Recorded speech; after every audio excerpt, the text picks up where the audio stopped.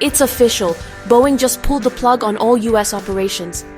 I know that sounds almost unthinkable, but as of today, Boeing says it's shutting down every single American factory and shifting production overseas.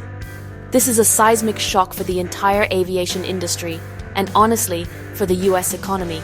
So why did this happen? According to Boeing's CEO, the final straw was the wave of new tariffs slapped on trading partners like China, the European Union, and Mexico. Suddenly, supply chains got tangled, costs went through the roof, and Boeing says it simply can't stay competitive in the US anymore. Thousands of high-paying jobs in places like Washington and South Carolina, gone. Whole communities built around Boeing plants, left in the lurch. But here's the thing, this isn't just about tariffs. Boeing's been struggling for years dealing with falling demand and financial hits. This move, it's as much about survival as it is about policy. And now the dominoes start to fall.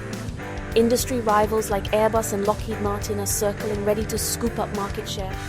New players from China and Russia see a huge opening. Layoffs and bankruptcies are already rippling through suppliers, and everyone's asking, who's next?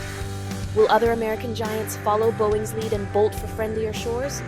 It's chaos, political finger-pointing, and a sense that a major chapter of American manufacturing just slammed shut. The question isn't just what's next for Boeing, but what's next for the whole country.